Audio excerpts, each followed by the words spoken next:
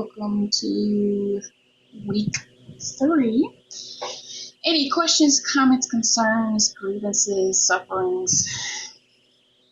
I think I have my laptop situation figured out, what we're talking about, all these Mm-hmm. messages. Sorry for inundating you with all that. No problem. I don't know what I was doing wrong. Like, for some reason, it wasn't rendering. And then I thought, let me bring up the old, like, the snowman and stuff and see how that works. And then, like, the same thing was happening. I would just get the Right. checkered screen and it would sit there forever and nothing would happen. And then I might have changed the setting. I might have changed like the amount of like undos and redos that you can do. I changed it from Mm. 25 down to like 5. Mm-hmm. Just I was looking through things that would like speed it up, Yeah. and then it would render only the outline of Mm. something, and then I shut it down and turn it on, and then all of a sudden it would render. So I don't know. Gotta love technology.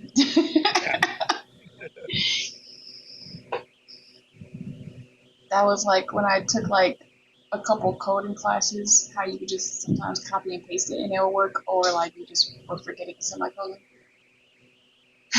Lovely, lovely. I had Andrew.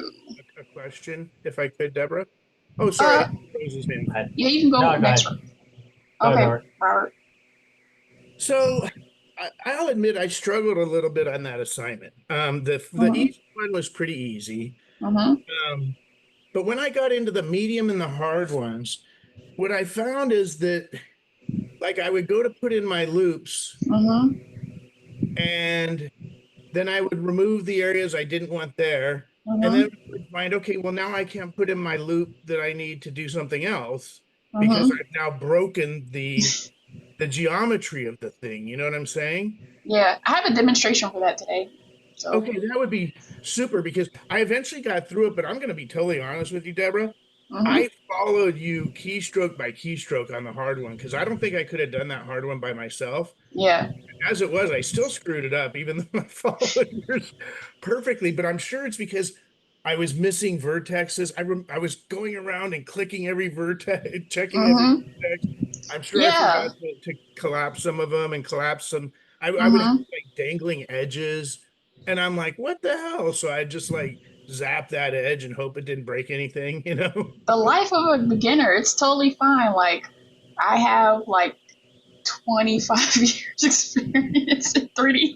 So, no, it's like something that I try to stress is that particularly because this is an accelerated class, Hmm. because there's sometimes in longer versions of this class, I have like more assignments to kind of break it down.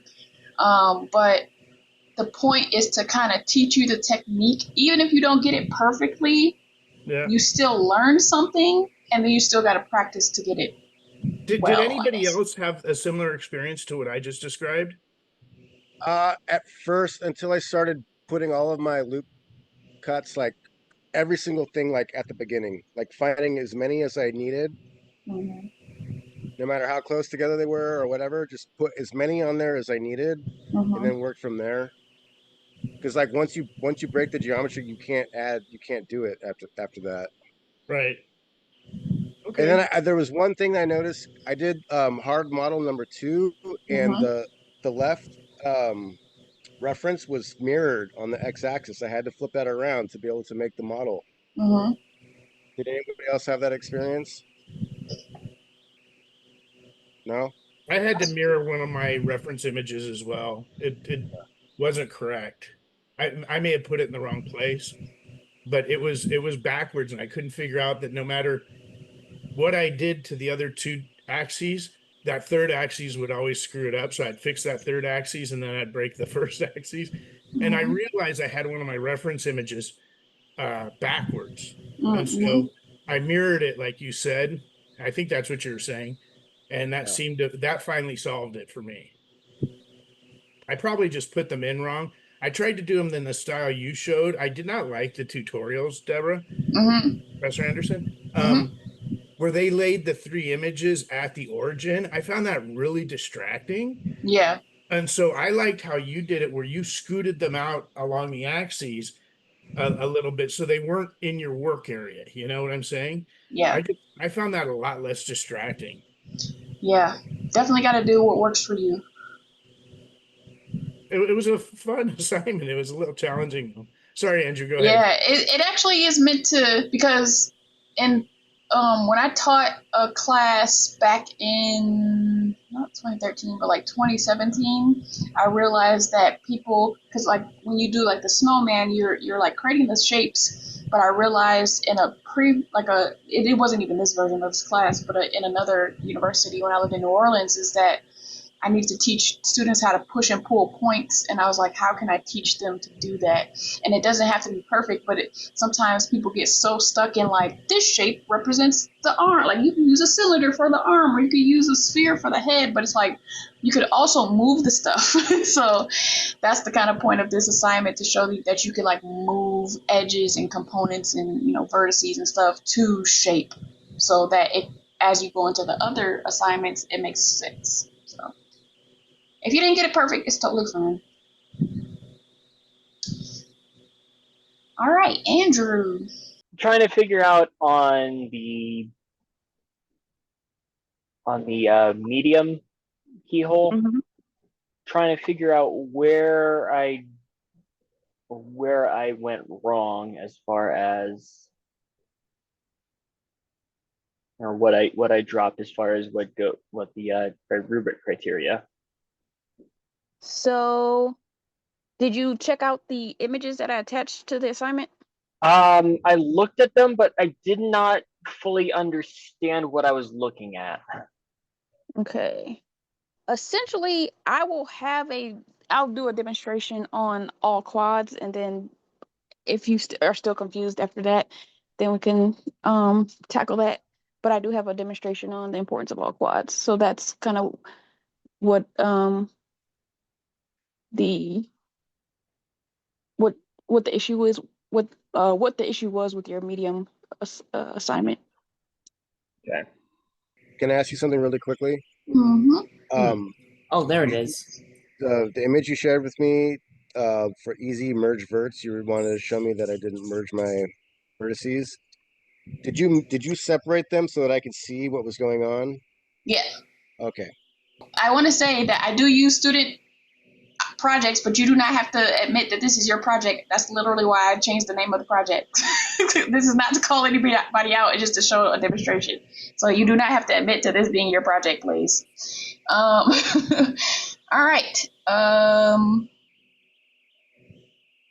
So for this one, I just wanted to show when you're like merging vertices, something I showed last week. I showed that if you go up here, this viewport overlays or show overlays drop down. You can show, you can show statistics. So I check the statistics, and then in the upper left, right here, you get all of the information about your object in the scene. So to the left of the backslash is what the makeup of the selected object is, and then the right is the entire scene. So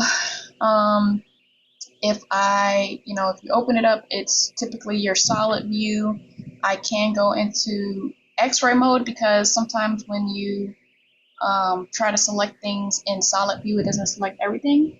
I'm going to tab into edit mode, and then if I put a box around this part on the top, I can see that my object has 8 vertices. So looking at it, you could be like, oh, that's one vertex. But if I double check like different things, I could just be like, okay, that's actually 8. And then to fix that, we just simply merge at center, and now it's 1 vertex, and everything's a-okay. Just wanted to show that. Okay. I see. Maybe I Cool. can try doing that. And then for this one, I wanted to show just something I'm going to be kind of going over on the chair. because the demonstration shows a lot, but I do want to kind of put some things in your brain as you tackle the chair if you are working on it or if you haven't started yet. But reading the reference images, so if we go to the front view, we can see this matches up pretty well. And then if we go to the side view, this matches up.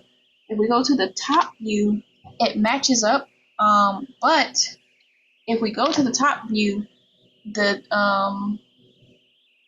top view give us some information. So right here we have a line around here. So we have that extrusion right there, and then we have the line right here. So there's an extrusion right here.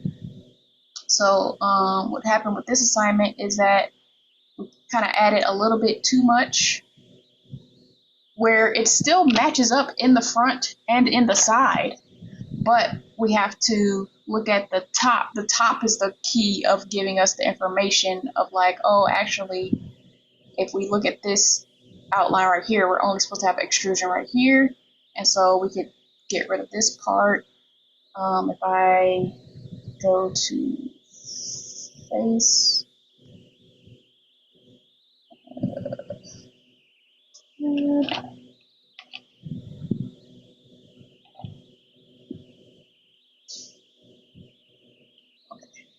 I can get rid of this part.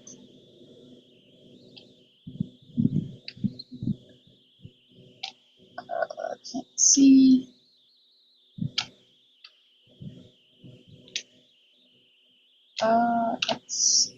And again, we can delete faces, but we dissolve we dissolve vertices and edges.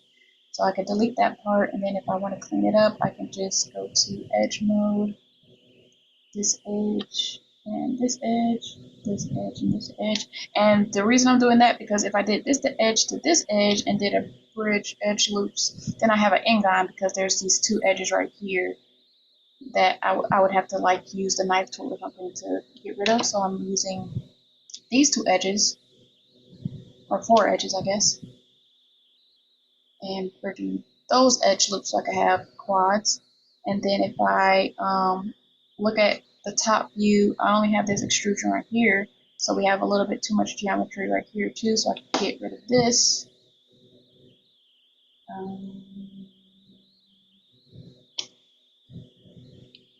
Like sometimes it's like kind of difficult, even because I did this, I did these as a freelance project assignment thing, and sometimes I was confused by the images that they gave me, and I had to kind of go back and rework it. Yeah, I had to look at the perspective image. I'm glad you included the perspective image, because after I got it all fitting through the keyholes, I'm like, my shape's wrong. Yeah. I think I had to do that. I think I did that in one of the demonstrations or something. I'm like, oh wait, I forgot that part. So it's like double and triple checking your work.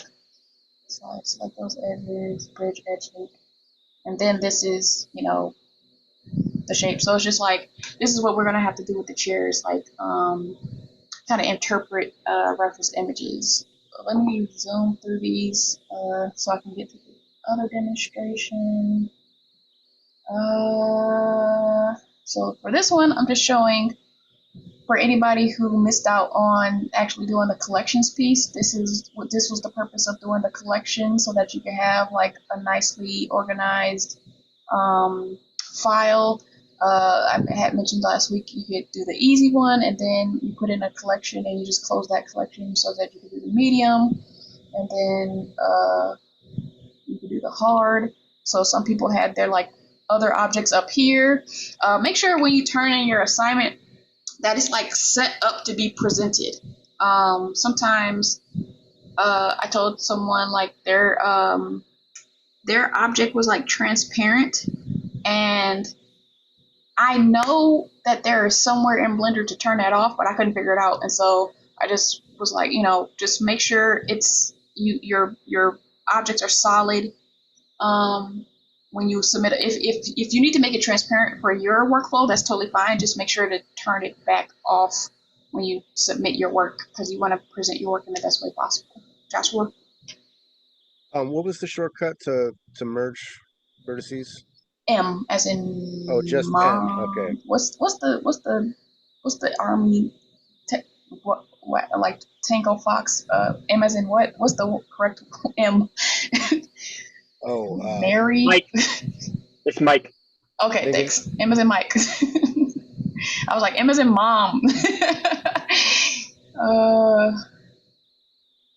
Whiskey Tango Fox. Yeah, Foxtrot, Foxtrot. I was like, I Alpha haven't had to 9. think about those in like years.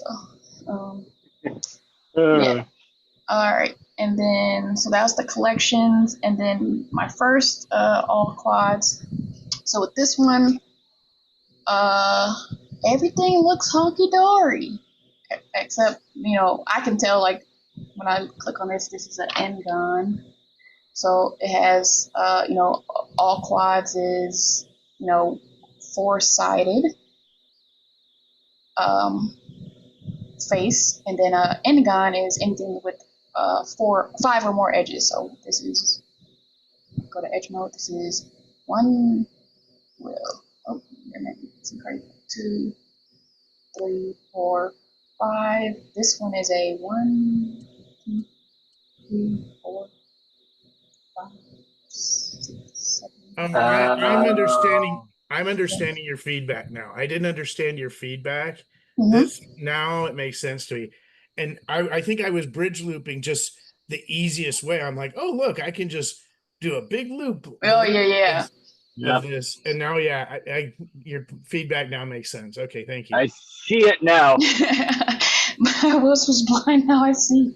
So I'm gonna just delete this face. Yeah, me too. I saw the light. So like, let's see if I deleted that face. Okay, so there was that, like when I did the clicking one by one, there was like that big edge. So I think I got rid of that and deleting that face. But if I go over here and just do, oops, this way, bridge edge loops, and edge. Oh, so before I fix this part, so if I do my Control R loop cut, this being not all quads is why if you ever had to insert a loop cut and it didn't complete the go all the way around, this is probably why, because you don't have all quads. When you have all quads, like right here, it goes all the way through. Right here, it goes all the way through, but when you have ingons, it doesn't go all the way through. So that's the It makes benefit of doing perfect all sense. quads. Yes, Yes. it does. So it's cool to get this out of the way on the second assignment. I'll just delete these. So let's see, what is the way that I would do to fix this one? Because obviously if I do the bridge edge loop, I'll still have like this area right here. So the way I would do this one is that I would take this top edge, I would make sure the snapping is on. I would do a E for extrude, and then I would adhere that to the Z axis to go down, and then I would snap it to this area, and then I would just make sure that I'm merging as I go. So this is a good thing for, I don't know if you all were merging as you go, but like you don't have, if you merge as you go, you don't have to remember that you didn't complete or you didn't like attach those things. So if I look here, I see I have 2 vertices instead of 1. So I'm gonna do the M, merge at center, and I know I have 2 over here. So right there, and then I'm doing merge at center, so that I'm just not like kind of haphazardly adding stuff. I'm kind of adding and quote unquote cleaning up at the same time. And so if I go here to this one, then I can merge or bridge edge loops, and we're here, Shift R to repeat the last tool that I used. Shift R, and then this is my triangle. You can have minimal triangles, and so sometimes I don't have a good time with this, but we can try it. Face, fill. Okay, I have to select the edges first. Edge, edge, edge, face, fill, and there's no fill. I didn't teach you to fill thing. But yeah, so that is how I fixed that area. So if I control R, let's see, that's still not going through. So there's might be some other, but let's just pretend and look at this and be like, yay, I fixed it. So that's what I mean by like quads, is that if you have angons. And I'll do the other one. Don't say. So yeah, the same thing with this one, like control R, if I tap, if I do a control R, it's not going all the way through. It's not going all the way through. So you got to make sure that you're continuing your line through. And some of the draw overs that I did for the people whose assignments are already graded, I just put red lines over where you could draw the line could continue, just so you could kind of visually understand.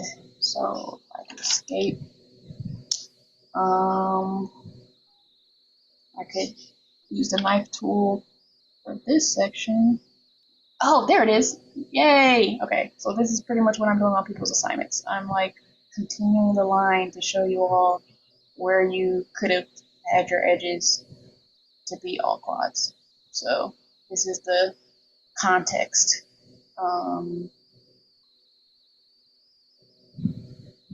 Of my grading.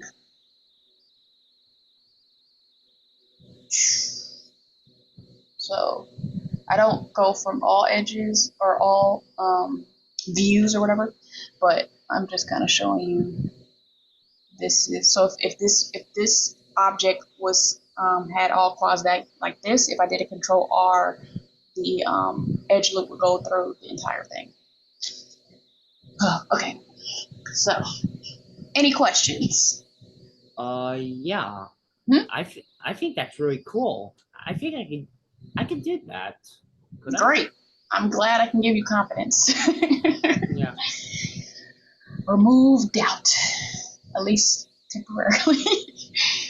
Josh, do you have another question or no? Oh, I forgot to put my hand down. Sorry. Oh, okay. No problem. I did want to say, Deborah, that I really liked the collections piece.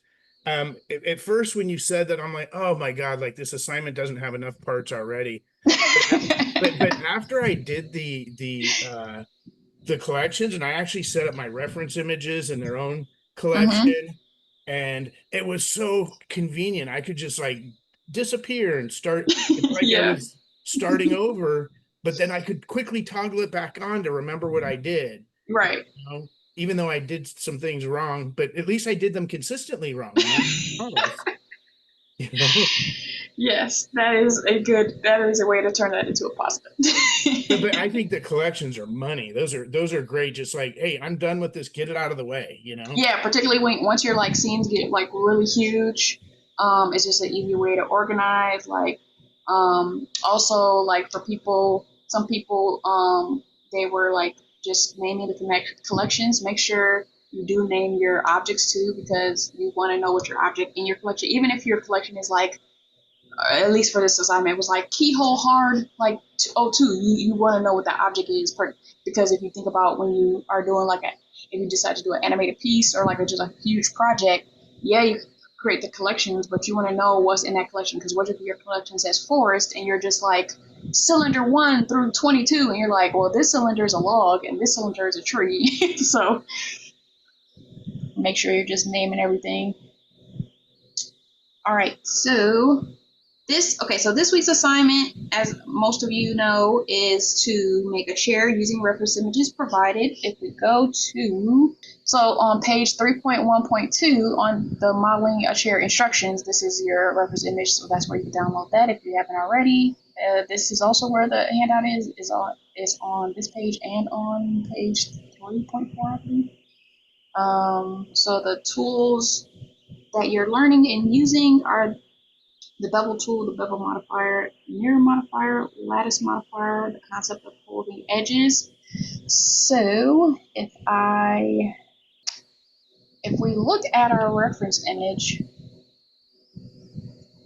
something we have to keep in mind, as beginners, as you get more experience, you have to think about, how do I want to construct this? for some reason, beginners love to like make everything one object sometimes.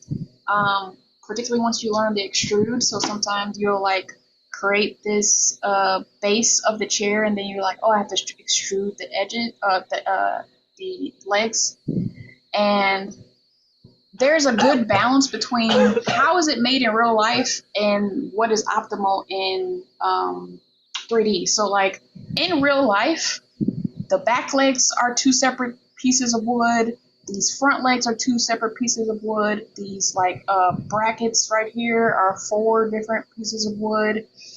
This base of the chair is a separate piece of wood. So you don't have to feel obligated to make all of this one piece. Now, when we think about, let's say, an IKEA dresser, which it comes in all of these pieces, and you're like, okay, if I gotta put this side and the side and the front and the front and the back, like in 3D, let's just put all that together. Like for example, instead of, let me open up a new thing right quick. I scale this. Oops. Instead of like, I'm gonna shift the. Why's my screen cast not on? Oh wait, why is my screen cast not on? Hold on. Add-ons. I literally set this up last time. Like when I restarted, just turned it off.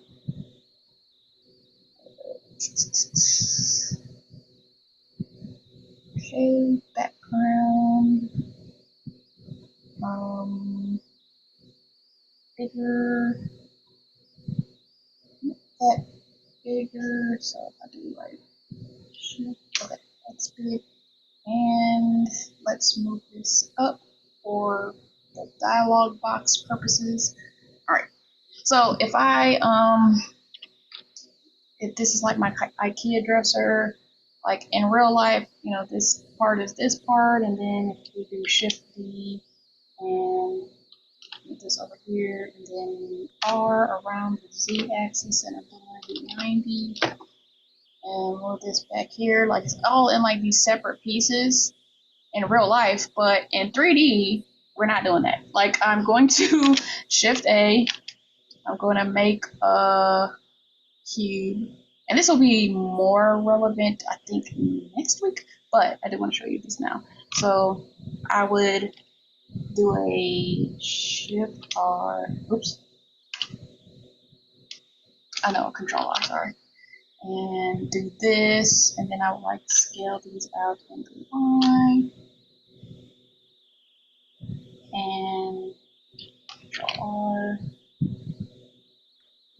scale and the Z. Why is that looking like that? This is something like when we're modeling, it's like, all right, this looks weird. What happened? I don't mean for it to do that. So if it's supposed to look orange, if it's starting to look orange and gray, undo, because I messed something up. So that's what that's what we need to be doing as beginners. Like I probably swapped it and went the other way. I don't know how to replicate that. It won't let me do it again, but it probably inverted and this top edge went bottom and the bottom edge went top. So I'll just do this. And then even if I add like a little, oops, didn't do that. Control R, even if I add a little ledge right here and scale that in there. So instead of like, if it's like an IKEA thing where it just comes in all these separate pieces, instead of like creating it all separate, in my professional mind, I would just do this, no, not Z, X, and do it like that. So this is where you gotta like kind of like work smarter, not harder. And as you get more experience, you'll know when do I have to do this and when can I do this. So if we open up our chair again. So when we're looking at our chair, when I created it, I did this in separate objects. I didn't feel the need to be like, all right, I gotta like make all of these the same object. Another thing with examining the reference image is that, like, I think I heard somebody either last week in class or somewhere in a message, they mentioned something about how they were like examining a reference image they were talking about. And for example, this is a hard edge right here, and then this is a hard edge right here. But also, we have to think about in real life, how often, if we turn this into 3D, is this a corner? Because what we have to realize is that this is just this outline is just the topmost part of this cushion. It could dip down. I mean, obviously we see in the front how much it dipped down or something like that. But this edge right here is just the topmost portion. This is going to be more relevant when we start to make the characters. But in real life, when we sit on any cushion, it's typically a rounder edge on the side. So even if, and then back here, we can't see the back of this, but we can see it kind of start to dip down. So we can assume that the back of that is more rounded to a straight edge than to be like a corner. So that's another thing about like using reference images. Sometimes it doesn't give you all the information, and you have to like make up what is happening in the shadows. So I can't see the back of this cushion, so I essentially have to like make up what the cushion is doing based on my real life experiences.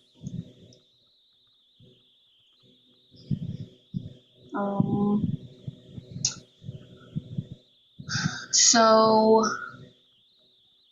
typically, let's see,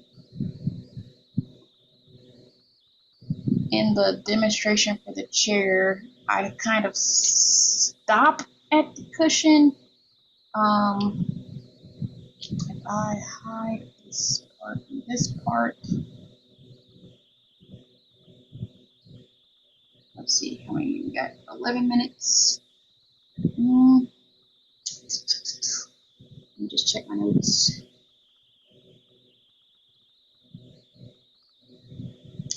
Oh, also something to think about when you're like modeling from reference image. Say you wanted to tackle like this big project and make a car. Sometimes people will make the car and then they'll just put the door. And so like they won't make an actual door that opens, which can work. It depends on what you're trying to do. So like if you're going to animate the car in your personal project or in a freelance project and the door doesn't open, then you do not have to create a separate door. You can cheat that. But if you are going to create something and the character or somebody is going to open the door, then you have to create a separate door. So, so that's something you have to like think about, because you don't want to be like, oh, let me just create this whole body of a car with no door, and then you like submit it to whoever, like the person from freelance, or if you start to animate and you're like, oh, I didn't create a door because I didn't think about it. So like that's something you have to think about. Yeah. Question? Yeah. You know, that looks pretty cool. I think that chair looks pretty cool. Yes, that is your goal. Your goal is to create a chair similar to this one. Share my screen again. So the demonstration kind of stops where I kind of create the cushion. So if I start from there, Shift A, I will create a cube, and let me go press 3. I'm going to turn on my X-ray mode, and I'll just put this. You can do this in multiple ways. You can scale it from both edges, or as long as you get what you need, it doesn't matter. Just to make it easier on myself, I'll just move this down from the top. Oops. Yeah, it looks pretty cool. Thank you. Looks better than looks better than than mine's, which is kind of weak. It's okay. You're a beginner. don't beat yourself up about it. Okay. And then this back area, I am just going to guess. Like, okay, this starts to curve down here. Maybe it stops right here. So maybe I can do like stop right here. It doesn't. It's, you don't have to like lose sleep over it. I'll move this down here to match that up. Move that back up a little bit. So also let me go to the front. So the front, I want to scale this in the X and match that up. Depending on how things are, like with is this freezing? Am I freezing? Oh, let me undo that. I don't know if it swapped it. All right. Sometimes when I'll go over that like when the assignment comes, but we're gonna cut this in half because it's always easier to do half of something. So I'll put that. I put the Control R and put that edge loop right there. Let me go to the front. I'm gonna do face mode and delete these faces. And one of the modifiers we're using is a mirror modifier, which you'll see in the demonstration. And I'm gonna go to this modifier tab right here on the right, the blue wrench, add modifier, generate, and mirror. And so that mirrored correctly. And so now I can just do one side of it. If somebody inbox me about the idea of holding edges, I do go over it for this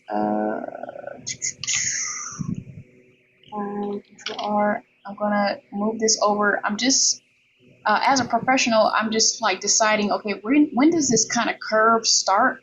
And I don't have to add a bunch of edges. I just have to, like, this is where this curve starts right here, kind of. I mean, I could move it up a little bit, but, and then this Control R is where the curve starts right here. So if I wanted to move that up, I think what I showed you all last week is instead of just using G, I can use GG, and that is, oh my gosh, please don't crash. Okay. The GG is the edge slide, so it won't, if I were to just use G and move in the Y axis, it'll change the height of it. And so if I use GG, it'll stay on that, it won't mess up the rest of the edges. So I could move that closer if I wanted to. And then for this, I'm just gonna move it a little bit closer because I know I want that to curve a bit. I could do that on the back as well. Control R. And if I decided, I don't have to decide this, but if I decided, I'm like, oh, maybe this is a tighter curve up here, I could move this up, and then I could do this curve. It's kind of your choice. In the 3 in the front, I know I have this curve in the front, so I would be adding, it's like a boxy right now, so I would be adding a edge loop. Let's see, let me turn this back on so I can see. And that curve kind of starts right there. So one thing that I was showing you all in the demonstration is like somebody inboxed me about the difference between the bevel tool and the bevel modifier. The bevel tool bevels everything. And I don't know what I just said, but the bevel modifier bevels everything. Bevel. So it bevels every corner.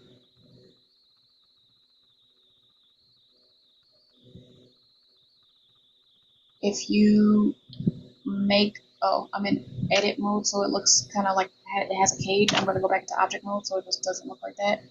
If I was to, when you're doing a bevel, typically you want to do 2 segments because otherwise it's a chomper. So I'm going to do 2 segments. Right now it's set to 0.1. So the bigger the number, the bigger the curve of your bevel. If I was to change this down to 0.01,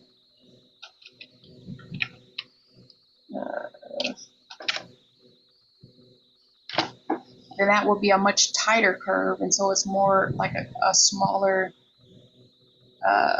it's a tighter bevel and a smaller curve. So you can kind of decide. But what I did in the demonstration was that I decided to use the bevel tool, which it allows much more customization, where I can just select these bottom edges. If I, what is the isolate, Shift I? Is that it? I don't, oh my gosh, I hadn't used the isolate in a while, but you can isolate this object by itself. Let me just put this in extra mode. So I just selected these edges at the bottom because I feel like when they are on the bottom, they're a little bit tighter. So I want the customization of creating a tighter bevel down at the bottom.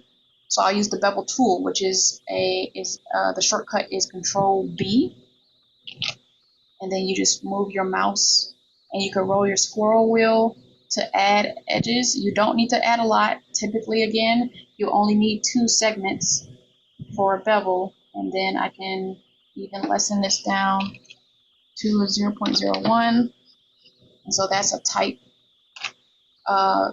bevel. And then if I were to later use the bevel modifier, it will mostly be probably to bevel this part. And so let's do 2, increase.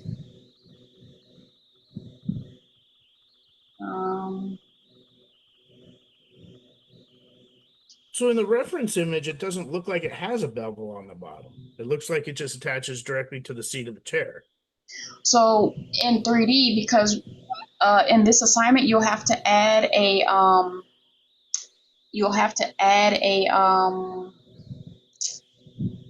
subdivision surface modifier. So if I were to Shift A, create a cube, yes, as is, it is like flat, but if I add a subdivision surface modifier, it is no longer flat. So that's why I'm putting the bevel, so that when I add the subdivision for surface modifier, it stays flat. Does that make sense? Hopefully it will. Okay, so let me figure out really quickly why this is not changing the bevel.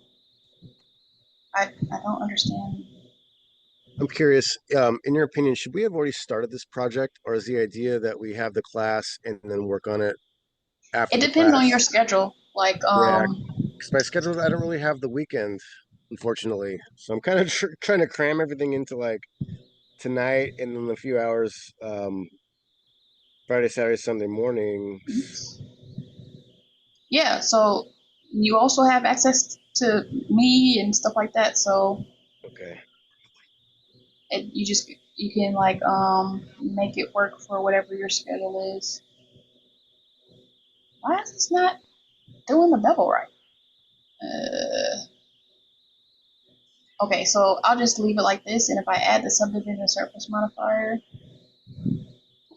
as you can see, and I tell you in the demonstration to right-click Shade Smooth to get rid of this faceting. Sometimes people put like 6 subdivisions on there, and you just need like 2 or 3 if you just right-click Shade Smooth. So as you can see, because I have that tight bevel that I added with the bevel tool, it stays flat. But also, before I added this, you're like, oh yes, it's just flush. But if I add the subdivision, it's no longer flush. It curves it. And so the idea with the bevel is to add geometry that is very tight, because when you subdivide it with the subdivision surface modifier, that tightness is going to stick to where it's at. And as you can see, because these edges right here are further away, I wish I remembered the iso, so I could just, let me just move this up. So these are close together. Typically your bevel is 1, 2, 3. These are closer together, so that means they're going to stay in place more. The perimeter of it. These are further apart. If we pretend this is a bevel right here, 1, 2, 3. These are further apart. So when I do the subdivision, this is tighter because the edges are closer together. These are more curved because the edges are further apart. Does that make sense? Yeah, that makes sense. Does it not make sense? Somebody moaned. Hmm. Yeah, I guess it does make sense. So the further apart your edges are from each other, the more curved they're going to be. The tighter there are, the tighter the edge is going to be. And so that is just something to think about when you're tackling things, is like, how tight do I want this part of the object to be? Because as you can see on these chair legs, I use the bevel modifier. And so because my amount is 0.01, these are tight. And I could go even, I mean, it's not working today, I don't know, but let's see, if I go 0.001, it's even tighter because it's smaller. So the smaller the number, or the smaller the distance, the tighter and more sharp it looks, and the bigger the distance, the looser it looks, or the further your edges are away. And so you just use that. You use that power for good. Like, Question. and yes. If you wanted to pinch the back of the seat on the x-axis, skinny it up a little bit, what's the proper way to do that? So, I'm glad you asked. That is the purpose of the lattice modifier. So let me follow my instructions, just because sometimes if you do it in the wrong order, it gets confusing. So let me just follow my notes. I have my object. I create my lattice. All right, so I'm going to shift. Let me delete this. And it's past class time, so if you have to leave, feel free. And this is being recorded. Shift A, and I'm going down to lattice. So I'm putting in a lattice. Typically, when you use a lattice, you have to make it bigger than your object. So let me go into X-ray mode. Let me go into the front. I'm going to move this up. And I'm doing this to my cushion, so I'm just making sure that the lattice is bigger than my cushion. I can scale this down here. But I just got to make sure my lattice. I can go into edit mode as well and just make sure this lattice is out. The lattice is outside of the cushion. And then I can scale this in the X, make sure the lattice is outside of my cushion. And then I'm going to go to the side, scale this in the Y, and I can kind of see faintly that my cushion is right there. So if I turn on my wireframe, yeah, the lattice. So you're just making the lattice, making sure the lattice is all, the cushion is encompassed by the lattice. So I'm going to go to object mode. You select your object. So I'm selecting my cushion. That's what I want the lattice to affect. I'm going to add modifier, deform, lattice, and I'm going to, under object, choose my lattice. So there's a drop down. If you know which lattice it is, you just can click in this area right here and select, or you can use the eyedropper and I can go over here and be like, all right, that's my lattice. Why did it do that? Okay, maybe, do I have to, dang it, why did I do that? This is why I didn't want, all right, do I have to, see, do I have to do, let me try this. I'm going to select my lattice, go to object, and because my scale is not 1, 1, 1, that might be it. So object, apply, and I'm going to apply my scale, which is in other programs it's like a freeze transformations, but usually when you start, your object is at 0, 0, 0 for location, 0, 0, 0 for rotation, and 1, 1, 1 for scale. So if I do the scale, now it goes back to 1, 1, 1. Please let this work. All right. Select the object, the lattice is right there. Why is it doing that? Oh my God. The lattice always makes me look like a fool in front of my students. It's like, oh my God. Dang it, why is it doing this? I feel like I did it all right. Anybody has any thoughts? It looks like I think, well, yeah, it's 7, is it? Is it? Was I supposed to scale it in? Okay, let me try to scale it in object mode. Maybe if me going into edit mode is the issue. I hate when the lattice humbles me. It does this to me in every program. Whether it's Maya, N04D, it's like, how do you use this again? Scale. Let's move that up. Let's do Here, so S. you have this guide that shows like the axes. How do you turn that on? What did you say?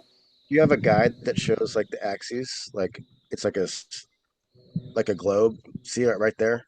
Oh, this gizmo right here? Not that, but it's like, Oh, this one? yeah. How do you turn that on? If you have this off, this like arrow with the thing, it should be on. Okay. Drop I've down. never noticed that on my screen before. All right. Thank you. No problem. Dang it. Is it gonna, I feel like this. I'm not confident. Oh my gosh. Okay. I'm not confident this is gonna work this time. All right. Select that. Got the lattice modifier. Select this lattice. Oh, it did. Okay. So apparently scale it in object mode. All right. Now, if I go to the lattice now and tab into edit mode, I can move these points. So I'm going to select these 4 points, and if I want to scale that, I can do SX and scale it down, and it moves my cushion so that it fits on the chair now. Thanks. So Control Z, it was overlapping the chair. If I scale and do X, now it's not. Yes, success. Yes, all right. Any other questions? 'Cause I feel like that was pretty much it.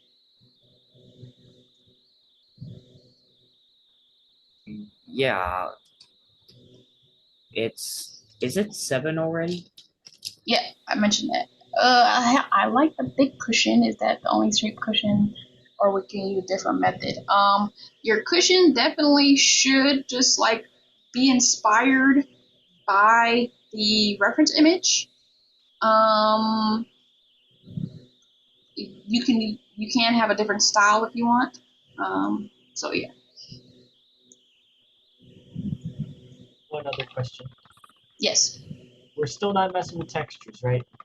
Correcto mundo. Okay. It's modeling heavy, and then we go to texturing and lighting at the end. Any last questions? Yeah. I think Mhm. it looks really cool. Thank you. I appreciate that. All right. So, if you decide to hit me up, please do not apologize for contacting me. If there's any other area in life that you should be able to ask questions is as a student, so you don't have to apologize for hitting me up. Just feel free to ask your question. If it's a complex question, please attach the Blender file to the message, and see you in the inbox, or see you next week. Thank you, Professor Thank Anderson. you. Okay. Bye. Thank you, Professor. Thank you.